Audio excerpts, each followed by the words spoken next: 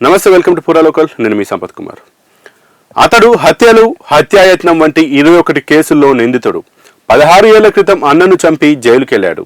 తర్వాత పెరోల్పై బయటకు వచ్చి పోలీసులకు దొరకకుండా పేరు, ఊరు మార్చేసి హంతకుడు, రౌడీ షీటర్ కాస్త పూజారి అవతారం ఎత్తాడు. ఇళ్లలో వ్రతాలు, పూజలు నిర్వహిస్తూ హత్యలు చేసిన చేతులతోనే ఆశీర్వాదాలు ఇస్తూ చెలామణి అవుతున్నాడు. 14 ఏళ్లుగా పోలీసుల కళ్ళుగప్పి తప్పించుకు తిరుగుతున్న నేరస్తుడిని హైదరాబాద్ పోలీసులు ఎట్టకేలకు అరెస్ట్ చేశారు. ఉత్తరప్రదేశ్కు చెందిన వైష్ణవ్ కిషన్ దాస్ అలియాస్ వైష్ణవ్ గణేష్ మహారాజ్ 30 ఏళ్ల క్రితం బతుకుదెరువు కోసం హైదరాబాద్కు వచ్చాడు.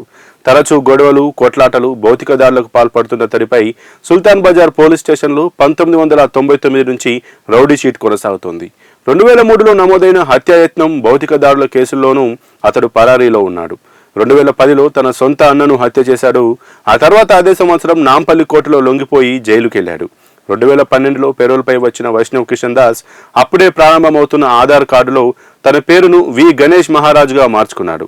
మలక్పేట్లో ఓ కొత్త చిరునామాతో ఆధార్ కార్డు తీసుకున్నాడు. ఫోన్ నెంబర్లు మార్చేశాడు. తర్వాత గుండు చేయించుకుని పూజారి అవతారం ఎత్తాడు. ఇళ్లలో పూజలు, సత్యనారాయణ వ్రతాలు చేస్తూ హత్యలు చేసిన చేతులతోనే అమాయకులకు ఆశీర్వాదాలు అందిస్తున్నాడు. ఓ హత్య కేసులో 14 ఏళ్లుగా తప్పించుకు తిరుగుతున్న కిషన్ దాస్ను మలక్పేటలో నిఘా పెట్టి గురువారం అదుపులోకి తీసుకున్నారు పోలీసులు. ఆధార్ కార్డు, ఇతర పత్రాల్లో తన పేరు, ఊరును ఉద్దేశపూర్వకంగా మార్చుకున్నట్లు దర్యాప్తులో తేలింది. నిందితుడిని న్యాయస్థానంలో హాజరుపరిచిన పోలీసులు అనంతరం రిమాండ్కు తరలించారు. కేసును ఛేదించిన ఖైరతాబాద్ డీసీపీ శిల్పవల్లి, ఏసీపీ మట్టయ్య, సుల్తాన్ బజార్ ఇన్స్పెక్టర్ నరేష్ బృందాన్ని హైదరాబాద్ సిపి సజ్జనార్ అభినందించారు.